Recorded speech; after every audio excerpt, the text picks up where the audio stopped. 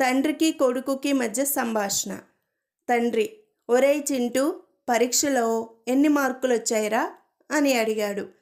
చింటూ: కోడిగుడ్డులా ఉంటుంది, కానీ గుడ్డు కాదు, అదేంటో చెప్పండి నాన్న అన్నాడు. నాన్న: ఏమోరా, నాకేం తెలుసు, నువ్వే చెప్పు అన్నాడు. చింటూ: 0 నాన్న అని చెప్పాడు. ప్రియుడికి ప్రియురాలికి మధ్య సంభాషణ. ప్రియుడు: నా హృదయం ఖాళీగా ఉంది, నువ్వు వచ్చేస్తావా అని అడిగాడు ప్రియురాల్ని. ప్రియురాలు: ఖాళీగా ఉంటే వేరెవరైనా అద్దెకు వస్తారేమో చూసుకో, నాకు టైం లేదు అని చెప్పింది. ఒక ఆయన షాపులో బోర్డు పెట్టాడు, నేడు నగదు రేపు అప్పు అని. మరుసటి రోజు వెళ్ళిన కస్టమర్: నిన్న బోర్డు చూశాను కదా, ఈరోజు అప్పు ఇవ్వండి అన్నాడు. షాప్ యజమాని: సార్, మీరు నిన్నటి బోర్డు చూశారు, ఈరోజు బోర్డు కూడా అదే చెబుతుంది కదా, రేపు అప్పు అని అన్నాడు.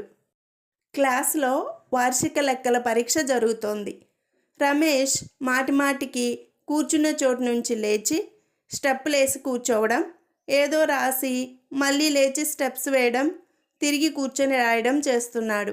ఇది గమనించిన పరిశీలకుడు రమేష్ను లేపి మరి ఎందుకలా గంతులేస్తున్నావు అని అడిగాడు.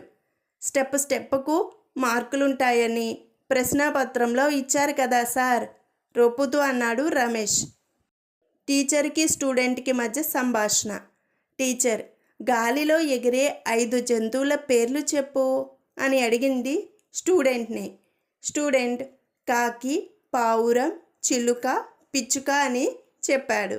టీచర్: మరి 5వది అని అడిగింది. స్టూడెంట్: వాటి అమ్మమ్మ సార్ అన్నాడు.